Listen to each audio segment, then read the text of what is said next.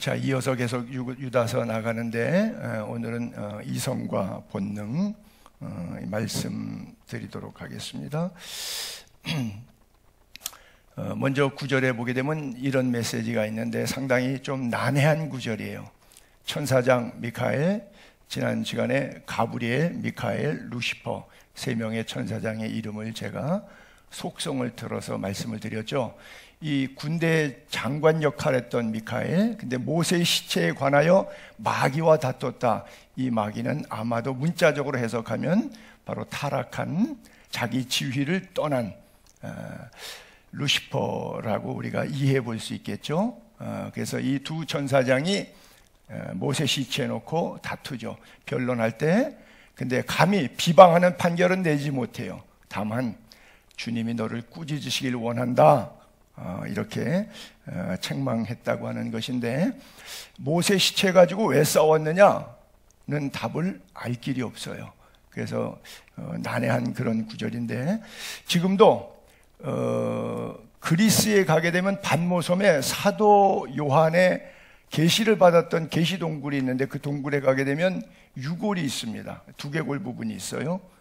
그리고 바티칸에 가면 사도 요한의 뼈를 우리가 모셨다 그래서 거기 가면 또 대퇴골이 있어요. 제가 바티칸에 가서 보여주지 않으니까 대퇴골은 못 봤는데, 반모섬의 수도원에 갔을 때는 제가 봤어요. 두개골, 이렇게 해골 윗부분 상부를 은으로 쏴서 이렇게 열어서 전시해 놨더라고요. 그 이제 뼈 따고 싸움하는 거죠. 좀 이제 심하게 표현하면 개뼈 따고 싸움하는 겁니다. 사실 유골 중요하지 않은데 그들이 하나님 앞에 어떻게 살아왔는가, 그 스토리를 우리가 본받으면 되는데, 이것을 신성시, 신격화 해놨던 것이죠. 이스탄불에 가게 되면 토카피 왕궁을 지금 박물관으로 쓰고 있는데, 거기 가면 세례 요한의 팔이 이렇게 있습니다. 그걸 왜 거기다 갖다 놨냐 하면 예수님 세례 준 팔이라고.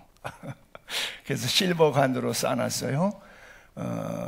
이태리 가기 전에 시칠리아라고 하는 섬이 있는데, 그 밑에 점 하나 딱 찍은 것처럼 제주도보다 훨씬 3분의 1 규모밖에 안 되는 멜리데라고 하는 섬이 있어요. 그 섬에 가면 14일 동안 유라굴라 풍랑을 만나서 바울이 고생해서 267명을 다 구원하고 섬에 도착해서 난파된 배 속에서 수영해서 올라갔죠. 그러니까 옷 다 젖었잖아요. 그래서 현지인들이 모닥불 피워줬는데, 장작 더미 위에 숯불을 조금 더 지피려고 집었는데 이 장작 속에 있던 독사가 나와서 물었어요. 근데 그 섬의 주격신은 뱀신이에요. 그래서 사람들이 이 사람은 물속에선 구원받았는데 우리들의 신이 직접 직결 심판해버렸다, 죽을 거다 그랬는데, 독사가 죽은 게 아니라 그 독사를 잡아서 불에다가 털어넣어서 독사를 로스구이 해서 죽이고 자기는 멀쩡해요. 그래서 섬 사람들이 다 당신이 신입니다 그러고 예수 믿게 됐다고 하는 스토리가 있는데, 그래서 멜리드 섬의 중간에 수도에 바울 기념교회가 있는데 거기 가도 이게 있어요. 독사에 물렸던 팔이라고 하는 것이죠. 제가 사진을 다 이렇게 좀 영상에 띄울 건데 그랬네. 제가 다 찍어 왔는데 가서. 근데 저는 개인적으로 어떤 역사적 고찰 측면에서 성지순례를 다니면서 이런 사진들을, 자료를 다 모아서 신학교 때 강의할 때 사용하는데, 정작 당사자는 안 믿어요. 그럼 뭘 믿느냐? 예수만 믿어요. 저 난해 구절인데 왜 싸웠느냐? 모세 시체 어디 있느냐? 그럼 무슨 의미가 있어요? 잘못하면 누후수단, 노조각이 되는 겁니다. 광야에서 뱀에 물려 죽어갈 때 구리 노뱀을 높이에서 달았더니 그걸 보고 살았어요.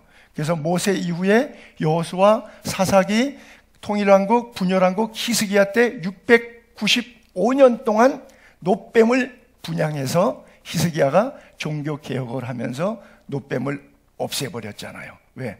하나님을 분양해야 되는데 노뱀을 분양하고 있었기 때문에. 여러분들이 신앙생활 하면서 혹시 이런 모습이 우리 안에 있지 않는가? 종교, 관습. 이 교회 갔더니 이러는데 이 교회는 왜 안 그러지? 내가 어렸을 때는 이게 신앙생활인 줄 알았는데 커서 보니까 이것도 아니네. 그래서 문화와 전통을 신앙생활인 것으로 생각하는데 여러분 딱 하나만 기억하세요. 평생 이것으로 계속 검증해 보세요. 뭐 자꾸 꿈꿨다, 뭘 보았다, 환상 들었다 이런 말씀하지 마시고 오늘 성경이 나에게 뭐라고 말씀하시는가 성경으로 여러분들이 검증하시기 바라고 상황과 뉴스와 시대적 조류로 성경을 오해하지 않게 되기를 바랍니다. 주로 신령하다고 하는 사람들이 자꾸 뭔가 신령성을 나타내고 자기 영적 권위를 나타내기 위해서 이런 것들을 해석하는데 사실 이 구절은 난해 구절인데 저만 해석 못하는 게 아니라 정통적인 목사는 해석을 못하는 게 정통일 겁니다. 이단은 저걸 반드시 해석을 해낼 겁니다. 어떤 뜻으로든지 그것이 맞을까요? 맞지 않을 거예요. 하나님의 계시라고 하는 것은 열어서 보여주는 것만큼 봐야지 하나님이 감추인 비밀을 어떤 목사가 풀었다 그러면 하나님보다 한 끗 더 높은 위치에 있는 거예요. 그래서 함부로 성경을 해석하지 않는 것이 더 은혜가 아닌가 이런 생각을 해봐요. 보게 되면 여호와의 종 모세가 여호와의 말씀대로 모압 땅에서 죽었잖아요. 그래서 벳부얼 맞은편 모압 땅에 있는 골짜기에 장사됐어요. 근데 오늘까지 그의 묻힌 곳을 아는 자가 없다 그랬어요. 근데 여기에서 이 구절 속에서 우리가 교훈을 하나 얻고 싶은 것은 뭐냐면 미카엘이 천사장인데도 감히 비방하는 말을 하지 않아요. 왜? 흠이 없어요.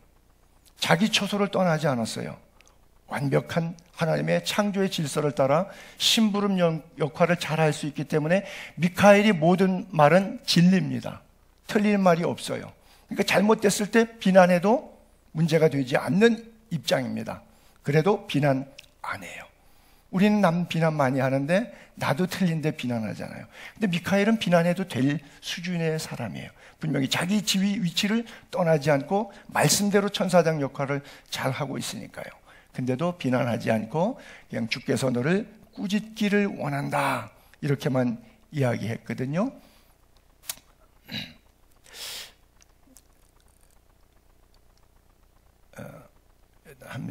하나만 더 넘어가 볼까요? 오케이. 자, 여기에 제가 야고보의 설교를 한 편 올려볼게요. 형제들아 서로 비방하지 말라. 형제를 비방하는 자나 형제를 판단하는 자는 곧 율법을 비방하고 율법을 판단하는 것이다. 내가 만약 율법을 판단하면 율법의 준행자가 아니요 재판관이다. 입법자와 재판관은 오직 한 분, 하나님뿐이시죠. 능히 구원하기도 하고 멸망시키기도 하시는 하나님. 근데 너는 누구이기에 내 이웃을 판단하느냐. 그래서 판단을 유보하라고 이야기하고 있고요. 또 예수님께서도 산상수훈에 말씀하실 때 마태복음 7장 1절부터 4절까지 보게 되면 비판받지 않으려면 비판하지 말라. 너희가 비판하는 그 비판으로 너희가 비판을 받을 것이요 너희가 헤아리는 그 헤아림으로 너희가 헤아림을 받을 것이다. 어찌하여 내 형제 눈 속에 있는 티는 보고 내 눈 속에 있는 들보는 깨닫지 못하느냐. 보라, 내 눈 속에 들보가 있는데 어찌하여 형제에게 말하기를 나로 내 눈 속에 있는 티끌을 빼라 하겠느냐 그러죠. 우리가 상대하고 대화하다가 이야기하면 지적하면 상대는 또 나의 과거의 실수를 지적을 하죠. 그래서 당신이 얼마나 잘났다고, 당신도 이렇게 틀렸잖아 라고 해서 내가 했던 것보다 더 큰 나의 과거의 실수가 되돌아오는 경우들이 있죠. 그래서 서로 비난하지 말라고 예수님께서 말씀하시고요. 또 바울도 고린도 교회 편지할 때 이런 설교를 해요. 너희에게나 다른 사람에게나 판단받는 것 내게는 매우 작은 일이다. 그 별거 아니다. 신경 쓸 일 아니다 이거예요. 나도 나를 판단하지 않는다. 내가 자책할 아무것도 깨닫지 못하지만 그렇다고 그래서 의롭다. 이거는 아니다. 나를 심판하시는 건 오직 주님이시다. 그러므로 in his time, 때가 될 때까지, 즉 주님 다시 오실 때까지 아무것도 판단하지 말자. 그가 오시면 어둠에 감춘 것을 다 드러내고 각자 우리의 마음의 뜻을 다 드러내신다. 그때 각 사람에게 하나님으로부터 칭찬이 있을 것이다 그랬어요.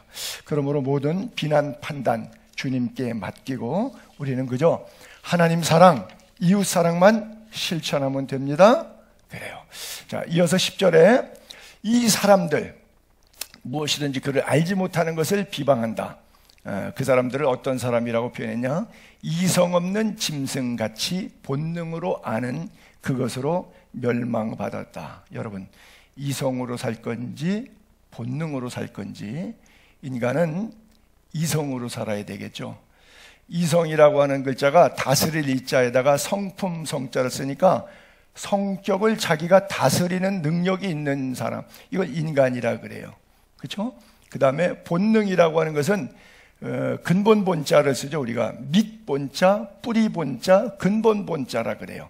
능할 능자를 써서 자기 어떤 타고난 본능으로 사는, 이게 식욕, 성욕 이런 것들이 바로 본능인데 짐승이 갖고 있는 것과 사람이 갖고 있는 것이 마찬가지예요. 여러분, 애완견을 기르는데 주인하고 교감을 하는데 어떤 면에 교감이 되냐면 이성적으로는 교감이 안 돼요. 지적으로는 교감이 안 돼요. 뭘로만 본데 내 안에 인간에게 지성도 있지만 이성도 있지만 본성도 있거든요. 본능이 있거든요.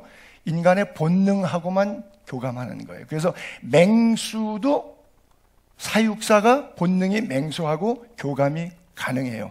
근데 맹수와 본능적 교감이 안 되는 다른 사람이 들어갔다면 잡혀먹어 죽이는 것이죠. 그래서 아무리 잘 훈련된 맹수라고 할지라도 교감이 안 되는 사람이 가면 안 돼요. 왜요?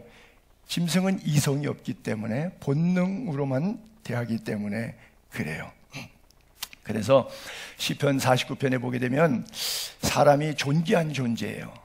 그러나 오래 가지 못하죠. 오래 살지 못하죠. 그래서 마치 멸망하는 짐승과 같아 사람이나 짐승이나 죽음이 일반이에요. 그러나 사람은 짐승하고 똑같아요? 달라요. 왜? 이성이 있으니까.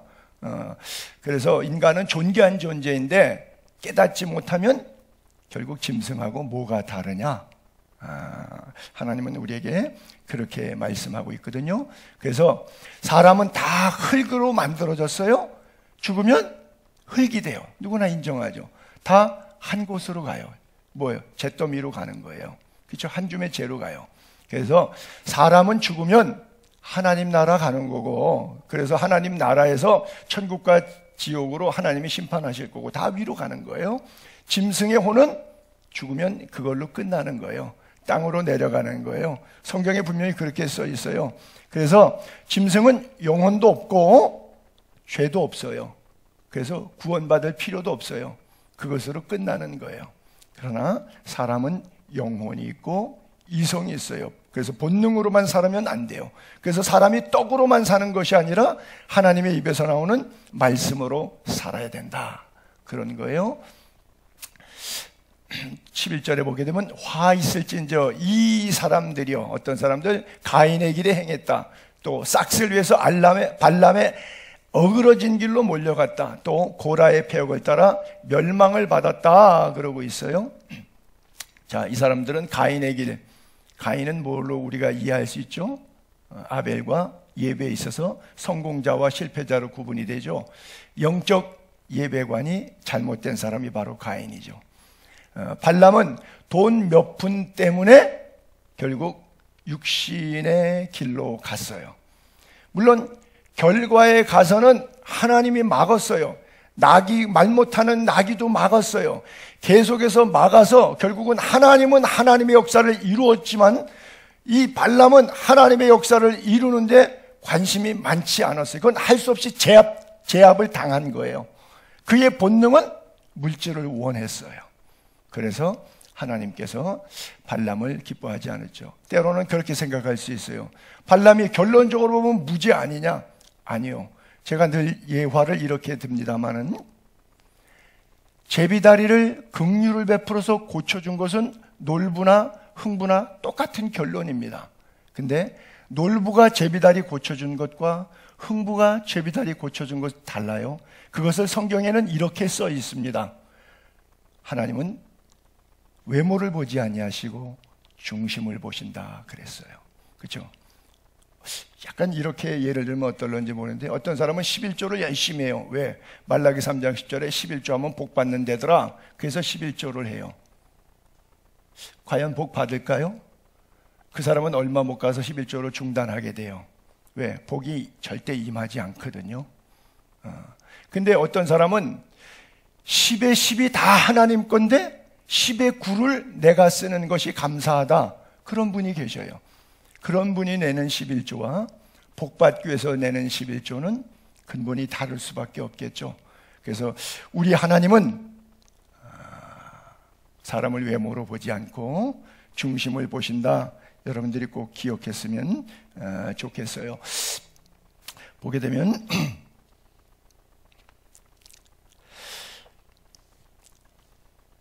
자, 창세기 요셉의 이야기를 잠깐 비유로 올려볼게요.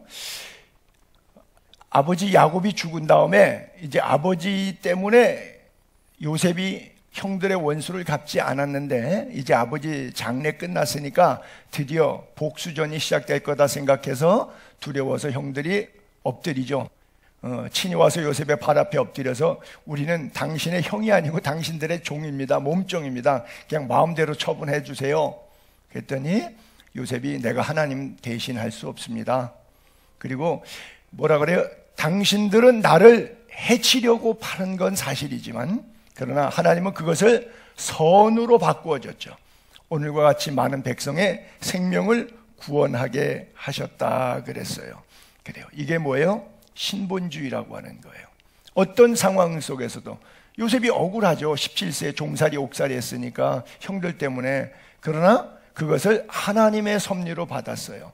여러분들이 사시면서 경제적으로 손해를 보시거나 육체적으로 어려움을 당하거나 상황과 환경적으로 너무나 이해하기 어려운 곤고한 시간들을 보낼 때 꼭 말씀을 붙잡으세요. 그 속에서 말씀하시는 하나님의 음성을 꼭 잘 들을 수 있기를 바랍니다. 그것을 신앙이라고 그래요. 예수 믿는 것은 장사하는 게 아니에요. give and take가 아니에요. 어떤 때는 하나님이 give and give 하시고요. 어떤 때는 하나님이 take and take만 하세요. 그럼에도 불구하고 하나님은 항상 선하시다. 합력하여 선을 이루시는 분이다. 믿게 되기를 바랍니다. 그래요. 또 다윗이 압살롬이 반역을 해가지고 아들의 반역 때문에 도망갑니다. 바울임의 언덕을 통해서 갔는데 기드론 골짜기 강 건너편에 시므이가 와서 저주를 퍼볼 때 했던 말이죠. 다윗이 아비새와 모든 신하에게 이르되 내 몸에서 난 내 아들 압살롬도 내 생명을 죽이려고 이렇게 모반이 일어났는데 하물며 저 베냐민 사람이 저주하는 것은 뭐 너무 당연하다. 첫 번째, 여호와께서 그에게 명령하신 것이니 그가 저주하게 내버려두라. 하나님께서 나에게 말씀하시는 거예요. 저 사람이 저주하지만, 저 사람이 나를 고소하지만, 저 사람이 나를 힘들게 하지만 하나님의 허락하심 속에 있다는 거예요. 이런 정도까지 믿음의 생활하기가 쉽지 않죠. 그리고 두 번째가 혹시 여호와께서 나의 원통함을 감찰하시리니 오늘 그 저주 때문에 여호와께서 선으로 내게 갚아 주시리라. 하나님께서 합력해서 선을 이루어 주실 것이다. 이 믿음 분명히 여러분 안에 있게 되기를 바랍니다. 그래요. 또 12절로 넘어가면 그들은 기탄 없이 너희와 함께 먹으니 그들은 애천의 암초, 자기 몸만 기르는 목자, 바람에 물려가는 물 없는 구름, 죽고 또 죽고 뿌리까지 뽑힌 열매 없는 가을나무, 자기 수치 거품 뿜는 바다의 거친 물결, 영원히 예비된 캄캄한 흑암으로 돌아갈 유리하는 별들이라 그래요. 그들은 어떤 사람? 여기 지금 아까 세 가지 경우 예를 들었던 가인, 예배의 실패자, 발람, 물질의 실패자, 고라, 말씀의 실패자, 그렇죠? 그래서 애찬의 암초다. 여러분, 교회에서 성찬하는데 암초, 죄에 있는 사람은 성찬을 대하지 말도록 요구하고 있죠. 그냥 일반 밥 먹는 것에서도 꼭 분위기 깨는 분들 있죠. 왜? 가족, 친지들 명절에 모이면 밥 잘 먹고 한 잔 들어간 다음에 섭섭한 얘기 한두 마디 하다가 보면 꼭 암초를 만나는 이런 일들이 있죠. 신앙생활 하면서도 이런 사람들이 있다는 거예요. 또 자기 몸만 기르는 목자, 이게 뭐예요? 싹군 목사예요. 그렇죠? 양을 위하여 섬기는 것이 아니라 자기 배 부르기 위한 목회. 그 다음에 바람에 불려가는 물 없는 구름. 구름은 비를 주기 위한 거예요. 그 비를 통해서 만물을 소송케 하고 열매를 주기 위한 건데, 열매 없는 삶을 바로 이렇게 표현하고요. 뿌리까지 뽑힌 열매 없는 가을나무. 그냥 나무인데 열매가 없다. 가을에 사과가 하나도 안 열렸다. 비참한 거죠. 또 수치의 거품을 뿜는 바다의 거친 물결. 막 밀물 썰물 때 보면 쓰레기 다 물고 들어오면서 거품처럼 아주 뭐 좀 개거품이라고 할까, 너무 더러운 그런 물결들이 있죠. 그냥 쓰레기만 몰고 다니는 그런 물결 같은 그런 존재. 또 흑암으로 돌아갈 유리알 별들. 지구에는, 플라넷에는 블랙홀이라는 것이 있다 그러죠. 그래서 모든 것을 빨아들인다 그러죠. 그래서 흑암으로 돌아가는 유리한 별들과 같은 그런 존재. 의미 없고 무의미하고 모두에게 해악을 끼치는 그런 존재들. 그런 존재가 되면 안 된다고 하는 그런 메시지가 되겠죠. 아담의 7대손 에녹, 이 사람들에 대하여 예언하여 이르되, 보라, 주께서 그 수만의 거룩한 자와 함께 임하셨다. 이는 무사람을 심판하사 모든 경건하지 않은 자가 경건하지 않게 행한 모든 경건하지 않은 일과 또 경건하지 않은 죄인들이 주를 거슬려 한 모든 완악한 말로 말미암아 그들을 정죄하려 하심이라 하셨느니라. 그래요. 자, 제가 이걸 하나 올려볼게요. 아담의 7대손 에녹이라고 나왔는데, 아담은 930세를 살아요.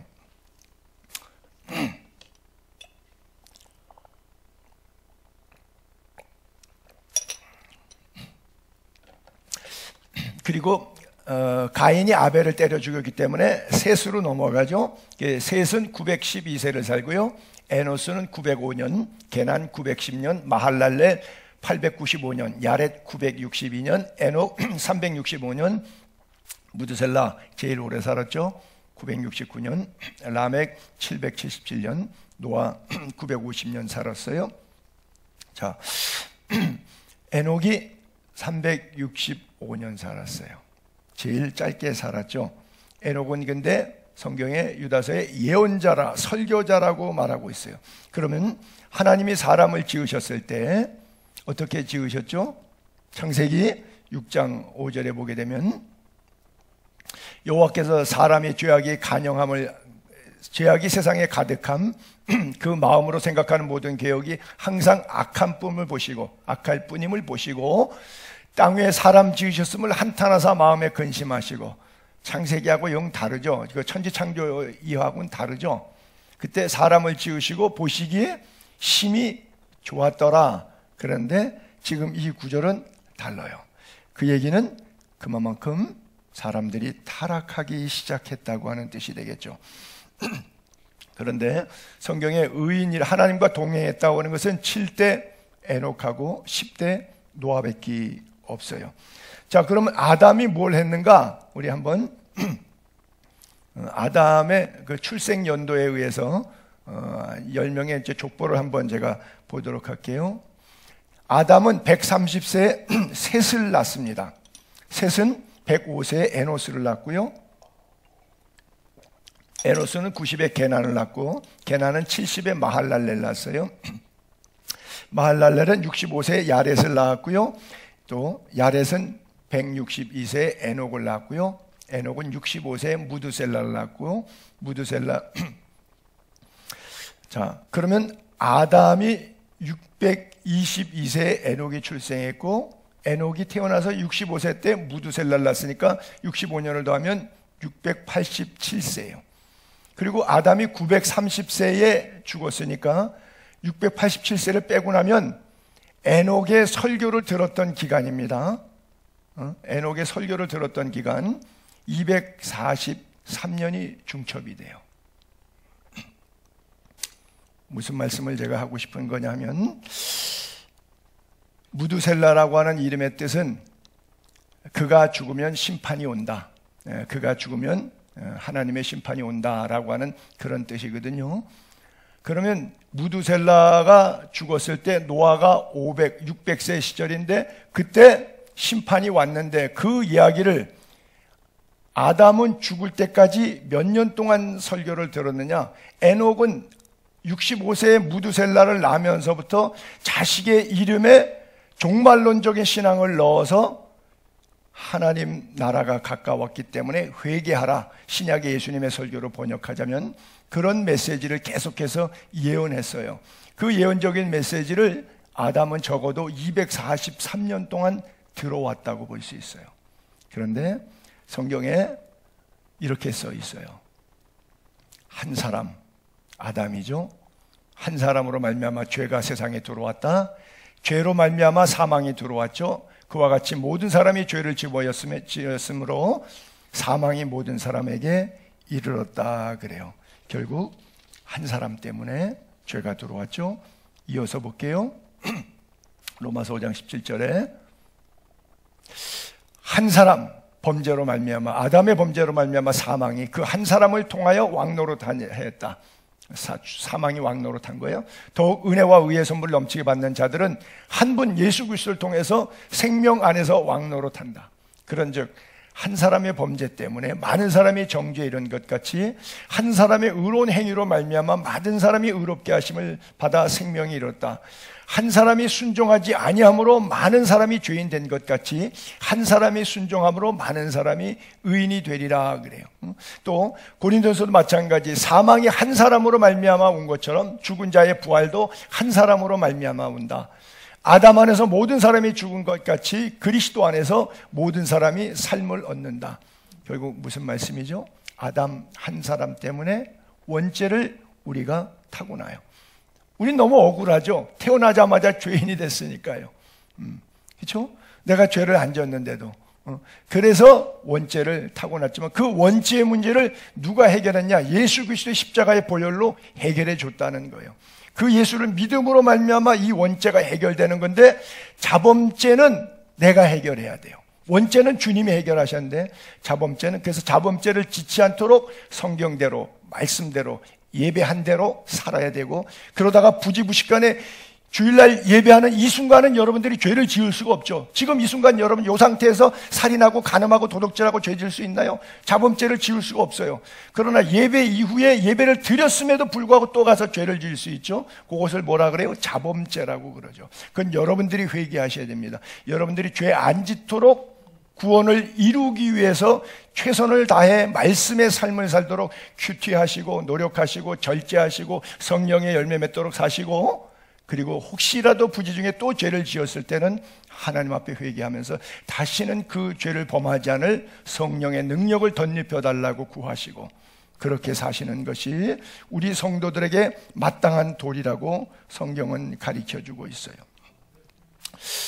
성경에 우리가 또 하나 기억해야 될 것이 있는데 아까 제가 성경 구절에 뒤에 보게 되면 여기에 이렇게 앞으로 나이 뒤로 쭉쭉 잘 안 넘어가는데 이 나이가 쭉 나오지 않습니까?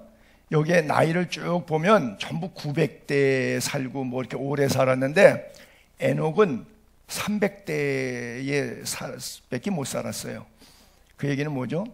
단명한 거죠.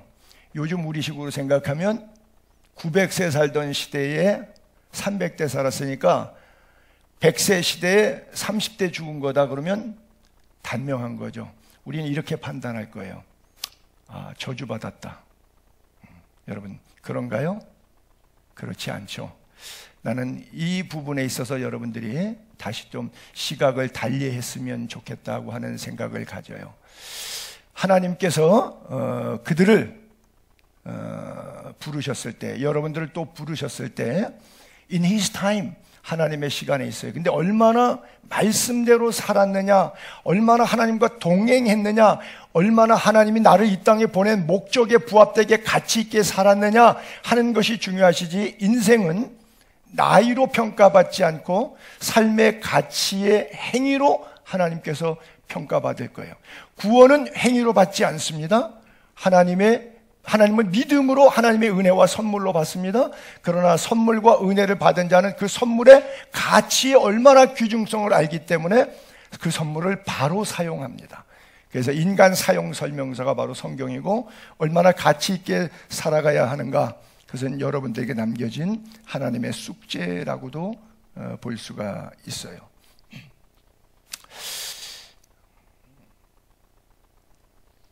뒤로, 예. 그래서 고린도 교회도 마찬가지, 역시 한 사람을 통해서 여러분 안에 살아계신 예수님, 그 예수님을 다시 뜨겁게 만났으면 좋겠어요. 오늘 말씀을 들으면서 주님은 길, 진리, 생명이라고 우리에게 말씀하고 있어요. 다른 이로서는 구원을 얻을 수 없나니 천하의 구원을 얻을 만한 다른 이름을 우리에게 주신 일이 없기 때문에 그래요. 자, 마지막 16절을 보게 되면 이 사람들은, 아까 표현했던 그 이 사람들, 원망하는 자, 불만을 토하는 자, 정욕대로 행하는 자, 그 입으로 자랑하는 말을 하고 이익을 위하여 아첨하는 자들이다 그랬거든요. 그렇죠. 5가지를 원망, 불만, 정욕, 자랑, 입만 열면 아첨, 자기 이익을 위해서. 여기에 내가 어디에 혹시 해당되지 않는가 돌아볼 수 있기를 바라고요. 갈라디아서 5장 19절에 이렇게 말씀하죠. 육체의 일은 분명해요. 음행, 더러운 것, 호색, 우상숭배, 주술, 원수 맺는 것, 분쟁, 시기, 분냄, 당짓는 것, 분열, 이단, 투기, 술취함, 방탕, 또 그와 같은 것들, 전에 너희에게 경계한 것 같이 경계하노니. 옛날에 설교한 것처럼 또 재탕 설교하노니, 그 뜻이에요. 이런 일을 행하는 자들은 하나님 나라를 유업으로 받지 못할 것이요. 그래요.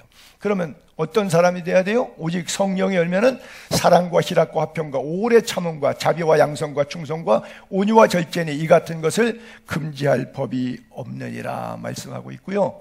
그래서 땅에 있는 지체를 죽이라 그래요. 땅에 있는 지체가 어떤 결과를 낳아요? 음란, 부정, 사욕, 악한 정욕, 탐심. 그 탐심은 우상숭배나 마찬가지라는 거죠. 이것들로 말미암아 하나님의 진노가 임한다 그랬어요. 이러한 지혜는 위로부터 내려온 것이 아니라 땅의 것이에요. 정욕의 것이요, 귀신의 것이에요. 시기와 다툼이 있는 곳에는 혼란과 모든 악한 일만 있을 뿐이에요. 반대로 위로부터 난 지혜는 첫째 성결, 다음에 화평, 관용, 양순, 긍휼, 선한 열매가 가득하고 편견과 거짓이 없고 화평하게 하는 자들인데, 그 화평으로 말미암아 결국 의의 열매를 거두게 된다 말씀하고 있는 거예요. 여러분 안에 의의 열매가 가득하게 되기를 축복합니다. 보세요. 여러분 돌아가시기 전에 꼭 한번 해보고 싶은 거 있죠?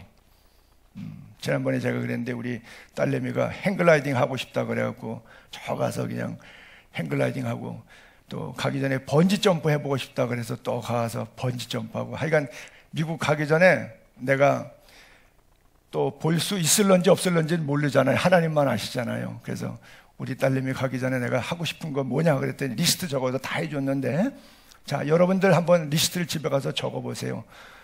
저는 여러분들의 아버지가 아니라서 다 해주진 못하지만 영적인 부분은 제가 다 해드릴게요. 버킷리스트, 여러분들의 영적인 버킷리스트. 하나님 나라 앞에 갔는데, 하나님 앞에 갔을 때 자랑하고 싶은 거. 왜 땅끝에 갔다 오면, 그 포르투갈 로카 곳에 땅끝에 가면 땅끝에 왔다 갔다 하는 증명서 해주고요, 번지 점프 뭐 증명서 해주고요, 뭐 이렇게 증명서 해달라면 그거 했다고 증명서 해줘요. 그런데 여러분들이 하나님 나라 갔을 때 가지고 가고 싶은 증명서, 버킷리스트 가운데 하나님 나 이렇게 살았어요, 그리고 하나님 앞에 자랑하고 싶은 건 뭐 있어요? 글쎄 엉뚱한 얘기인데 성경 일독도 안 하고 하나님 앞에 가면 하나님이 뭐라고 하실 것 같아요? 하나님, 제가 그래도 최소한도 하나님이 나를 사랑한다고 하는 연애 편지니까 한 10독은 하고 가겠습니다. 이게 버킷리스트가 될런지. 하나님, 내가 오늘부터 하루 1시간씩 기도하고 1시간씩 성경 읽는데 큐티하겠습니다.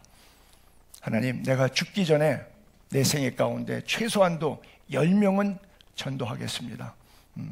또 뭐 1년에 어떤 사람은 뭐 1명씩 매년 전도하겠습니다. 뭐 이런 하나님 앞에서 자랑하고 싶은 것을 해도 좋겠죠. 또 재력이 능력이 되시는 분들은 또 하나님 물질 주셨으니까 하나님 내가 선교지에 교회를 짓겠습니다. 선교지에 고아원을 세우겠습니다. 선교지에 신학교 건립할 때 제가 건축 담당하겠습니다. 미자립 교회가 없는 지역에 교회 봉헌 제가 하겠습니다. 뭐 여러 가지 하나님 앞에 가서 내놓고 싶은 명함, 서티피케이트, 증명서, 자격증 뭐 자랑하고 싶은 거 여러분 뭐예요? 한번 체킹 리스트 해보세요. 리스트 작성하시고 한번 체크해 보세요. 그러나 하나 아실 것은 하나님이 가장 기뻐하는 것은 뭐냐? 여러분이 구원받는 걸 가장 기뻐해요. 그리고 두 번째는 여러분들이 구원받고 가만히 계시는 게 아니라 재생산의 통로가 되는 거예요. 내가 예수 믿고 구원받았으니까 기쁘고 행복하니까 또 예수 믿지 못해서 불행으로 가고 있는, 멸망으로 가고 있는, 지옥으로 가고 있는 배우자나 부모나 자녀들을 볼 때 그들을 하나님 앞으로 초청해서 예수 믿게 하는 것, 그것만큼 하나님께서 기뻐하는 것이 없겠죠. 그러려고 그러면 내 말하는 거, 내 돈 쓰는 거, 나의 삶의 모든 족족 걸어가는 발자취가 예수 냄새가 나야 되겠죠. 그리스도의 향기와 편지로. 게임 같은 거 보게 되면 어떤 거 뭐 가는 말이 고와야 오는 말이 곱다 뭐 이런 거 하나 속담 같은 거 뭐 글 하나 띄워놓고 한 5명 줄 세워놓고 뒷사람은 뒤돌아서 그 글 못 보게 하고 자기만 보고 나서 그 다음 뒷사람한테 어깨 두들겨서 알려주는 거 있죠. 손짓 발짓해서 그 제스처 릴레이 게임이라 그러죠. 그래서 한 5명, 6명 맨 마지막 사람 가서 정답 나올 때 되면 얼마나 우스꽝스러운 이야기가 많이 나와요. 여러분 상상해 보세요. 내가 하나님 만났어요. 성경 말씀 내가 원인자예요. 1인자예요. 본문 말씀 배웠어요. 근데 그 다음에 전달하는데 뭘로 전달하느냐? 몸으로 전달하고 시간 쓰는 걸로 전달하고 언어로 전달하고 삶으로 전달하고 돈 쓰는 걸로 전달하고 취미 생활로 전달해요. 그래서 예수 안 믿는 사람들이 그 사람을 보더니 야, 하나님의 영광의 빛의 광채가 드러난다. 나도 그렇게 되고 싶다. 이렇게 돼야 되는데 전달하는 과정 속에 이 말씀이 내 안에서 굴절되고 왜곡되고 잘못되고 변질돼서 갈 때 전달이 안 되는 거예요. 그러니까 예수를 못 믿는 거예요. 여러분들이 샘플이 되고 거울이 되면 여러분들에게 감동을 받아버리고 여러분들에게 은혜를 받아버려요. 그러니까 자동적으로 되지 말라 그래도 나도 예수 믿고 싶다. 나도 예수 믿고 싶다.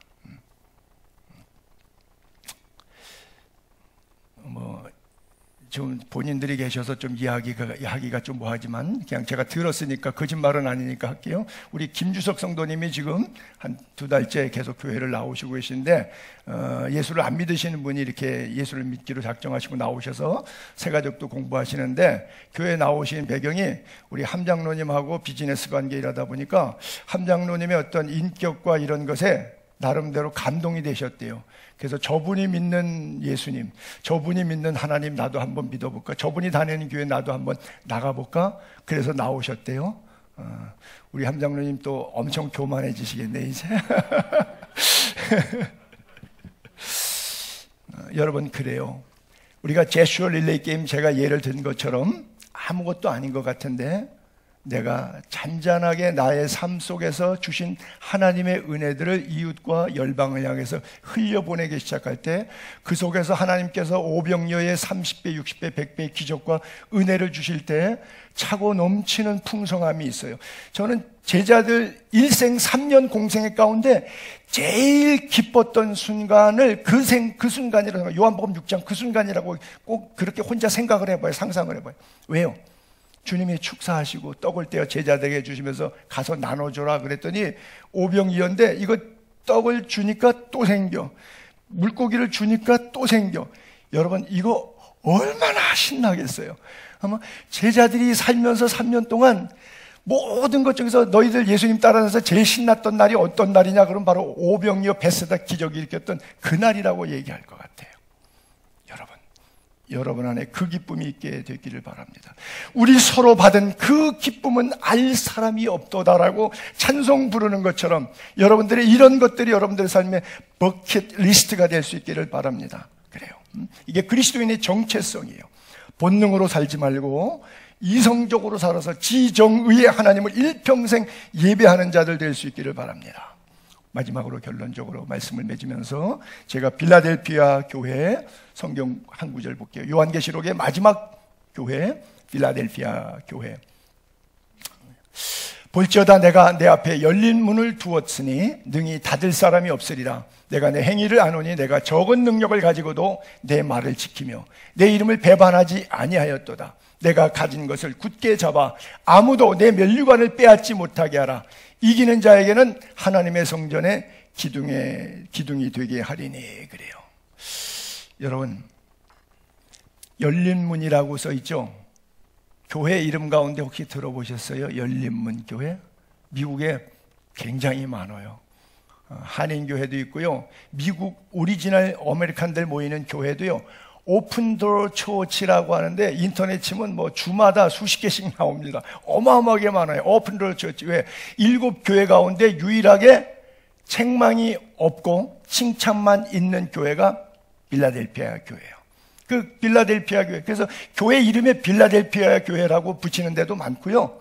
열린문 교회라고 붙이는 데도 많아요. 왜? 내 행위를 아는데 그의 행위가 어땠냐? 작은 능력을 가지고 주님이 주신 은혜가 그렇게 부자도 아니고 많이 배운 것도 아니고 몸이 건강한 것도 아니에요. 능력이 변변치 못해요. 작은 능력이에요. 근데 성경대로 살았어요. 내 말을 지켰다 그랬어요. 얼마나 멋있어요. 내 말을 지켰다. 그리고 내 이름을 배반하지 않고 배교하지 않고 어떤 상황 속에서도 예배의 자리에 하나님을 찬양하는 자리에 쓴 거예요. 그 어떤 것이 하나님과 나 사이에 가로막는다고 할지라도 절대 그 가로막힘 속에 방해받지 아니하고 keep going, 천성을 향해서 한 걸음 한 걸음 나아갔던 사람들이에요. 그래서 내가 가진 것을 굳게 잡아 아무도 내 면류관을 빼앗지 못하게 하라. 여기에 면류관을 빼앗지 못하게 하라 그렇게 써 있잖아요. 이 면류관 제가 누누이 말씀드리는데 우리 교인들은 귀가 따갑도록 들었어요. 면류관이라는 말은 영어로 크라운인데 헬라어로 스테파노스인데 라틴어로 코로나라 그랬어요. 그래서 성경에 코로나라고 한 단어를 제가 다 찾았어요. 드디어 이제 다 완성했어요. 계속해서 찾았는데 몇 번 나왔느냐? 69회가 써 있더라고요. 신약에 20번 나오고 구약에 49회가 나와요. 그래서 의의 면류관, 금면류관, 생명의 면류관. 그래서 지금 구약은 번제로 예배를 드렸고요. 신약은 주보 순서처럼 지금 이렇게 예배를 드리죠. 그러면 구약의 예배, 지금 신약의 예배, 천상교회 예배가 있겠죠. 천상교회 예배 프로그램은 제가 미리 알려드릴게요. 요한계시록 4장에 10절, 11절에 나와요. 이렇게 드립니다. 여러분들이 신앙생활 잘했기 때문에 하나님께서 의의 면류관, 생명의 면류관, 목자장에게 시들지 않는 면류관 주고 바울에게 의의 면류관 4개뿐 아니라 주의 나타나심을 사모하는 모든 성도들에게도 준다는데 다 코로나씩 받아 쓴 거예요. 면류관, 코로나 받아 쓴 거예요. 그리고 하나님 나라 갔어요. 천국 갔어요. 그리고 24보좌 장로들이 둘려 있고요. 거기서 모여서 예배하는데 24 장로들이 예배 보니까 어떻게 드리냐면 자기의 코로나를 벗어요. 금관을. 그래서 백보자 심판대 앞에다가 하나님 앞에다가 내려놔요. 내가 왕관 쓸 사람이 아니고 하나님 당신께서 이 왕관을 쓰셔야 됩니다. 그리고 모든 코로나 쓰고 있던 왕관을 다 하나님 앞에 내려놓더라고요. 자, 근데 여러분들이 이렇게 상상합시다. 천국 갔는데 코로나가 없어. 왜? 이걸 벗어서 내려놓는 게 예배 순서인데, 천상교회 예배 순서인데 이게 없으니 뭘 내려놓을 거예요? 면류관이 없는데. 그렇잖아요? 면류관 가지고 그 앞에 들이세. 이게 요한계시록 4장 10절 11절에 나오는 천상교회 예배 순서 프로그램이니까 거기 가면 뭐 할 거예요? 헌금할 거예요? 거기 가면 뭐 주시옵소서 기도할 거예요? 거기 목사가 있어요? 성경 해석할 거예요? 성경책이 필요해요? 문들도 닫지 않고 햇빛도 없어요. 왜? 하나님의 영광이 친히 비치니까. 주의 임재가 있는 곳이 천국이에요. 그런데 그곳에선 지금하고는 완전히 다른 세상이에요. 오직 예배는 창화하고 거룩하다 찬송 부르는데 내 코로나를 벗어서 하나님 앞에 올려드리는 게 이게 천상 예배인데 코로나 없으면 되겠어요? 자, 그런 상황 속에서 지금 바이러스 이름을 코로나라고 갖다가 붙여놔가지고 우리 기독교인들의 최종 목적은 코로나 받는 것입니다. 이 설교를 예수 안 믿는 사람들이 들을 때 저거 미친놈들이구만. 목표가 코로나 받는 거라고? 이렇게 만들어 놨어요, 사탄이. 그래서 제일 죽인 게 뭐죠? 코로나가 가졌던 최악이 뭐였죠? 우리에게 제일 큰 손해를 뭘 끼쳤죠? 예배 중지. 하나님의 얼굴과 내 얼굴을 코로나로 가려서 하나님의 얼굴을 구하지 못하게 한 것. 이게 코로나가 된. 그래서 다음 세대 다 죽이고 더 이상 예배하지 못하도록 만든 것이 이 코로나의 걸작품인데 가히 성공적입니다. 모든 교회 목사님들이 거의 이 부분을 문턱에서 넘어졌지 넘어간 사람이 그렇게 흔하지 않아요. 그렇죠? 그래서 하나님의 얼굴을 구하는 면에 있어서 여러분들이 정말 깨어있고 어떤 본능으로 살아가는 것이 아니라 지정의의 하나님, 그 하나님 앞에 예배해서 내 하나님 성전의 기둥이 되게 해주겠다 그랬어요. 모쪼록 기둥 같은 성도님들 될 수 있기를 주의 이름으로 축복합니다. 기도하겠습니다.